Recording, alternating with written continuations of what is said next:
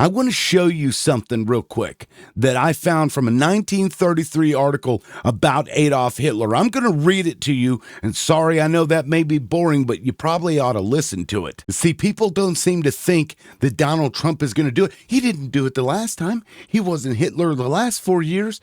He didn't do any of those things. He just went in there and made America great again by giving tax cuts to billionaires, and that's all he did. Let me show you what they said about Adolf Hitler right after he came to power.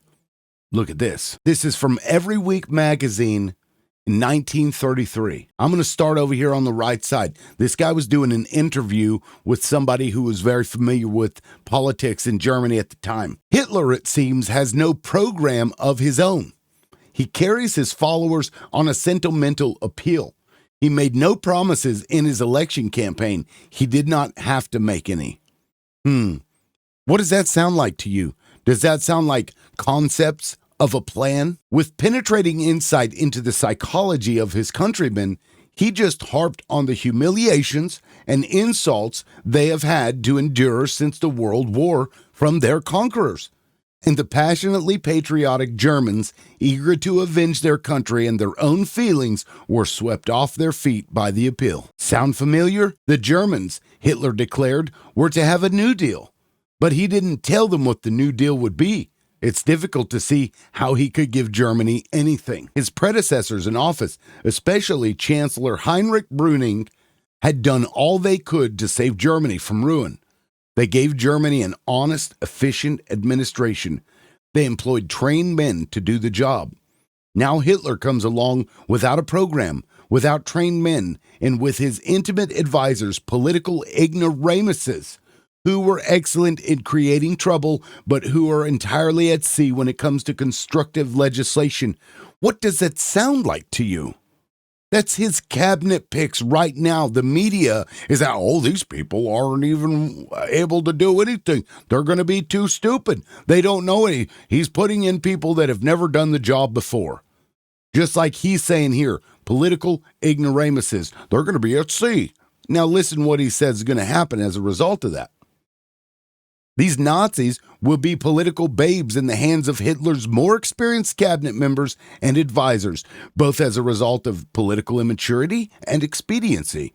The more fanatical of the Nazis will be held in check.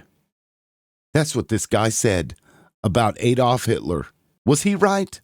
Or was he fucking wrong? None of the wild legislation proposed at one time or another by Hitler's rabid followers, even if they are still in favor of it, has much chance. Hitler and his Nazis must ride the middle course.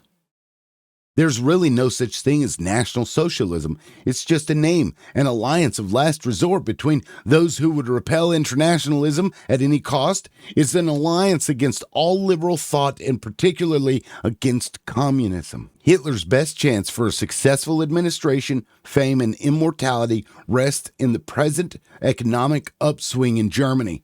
If Hitler is opportunist enough to grasp the situation, he may coast to glory in his chancellorship by sitting back, by doing nothing, by becoming a ghost. If nothing untoward occurs, this will, in the natural course of events, continue. By just doing nothing, by letting the government take care of itself, it is possible that Hitler may emerge a national hero, the man of the hour, the man who led his country out of the misery of depression. It is certain, though, that if he begins to tamper with the government, Germany will be retarded, even pushed back. Hitler is an opportunist, not a statesman. He's a good demagogue, a first-class agitator. That he may have or suddenly develop as he progresses certain hidden powers is not beyond the realm of possibility. But I doubt it. He is perhaps the best speaker of Germany, and he has certain animal vitality that carries people off their feet.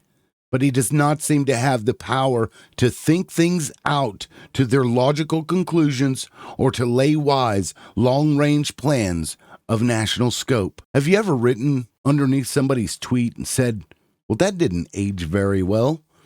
If that article was a tweet, that's what I would write underneath it.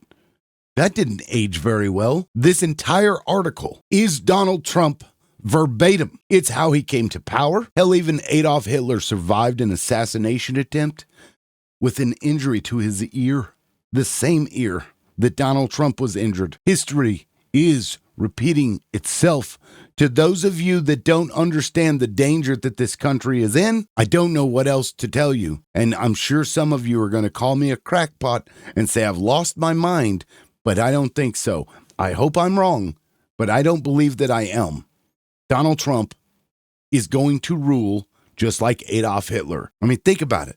I did a video the other day. Is Elon Musk a Nazi?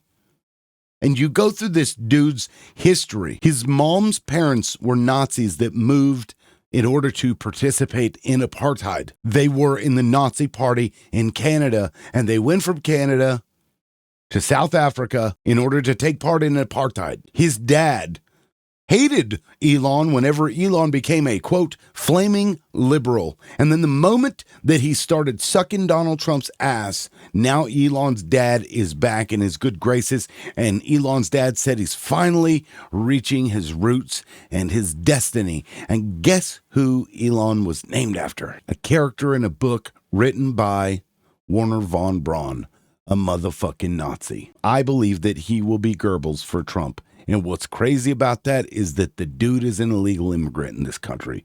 He should have his ass deported. Joe Biden should deport Elon Musk. This seems alarmist, I know. Seems kind of crazy, I know. But I don't think I'm wrong. I was right in 2020 whenever I said that Joe Biden being the nominee would cause problems in 2024. I was right months and months ago whenever they cooed Joe Biden and removed his ass. I said they just handed it over to Donald Trump, and I'm right about this too. And I was right whenever I said that he was going to go after the media. I've been saying that for a while now, and that's exactly what he's doing. I didn't all of a sudden just stop being right. I hope I'm wrong. I hope like hell I'm wrong, but I don't think I am. I'm Native American, and I've never once, ever in my life, thought about leaving the country. Donald Trump's election made me start contemplating that. I don't want to leave my country, though. Just like Donald Trump said, I'm going to fight like hell. Anyway, guys, that's it for now. This is the Liberal Loudmouth. We'll catch you next time. Peace.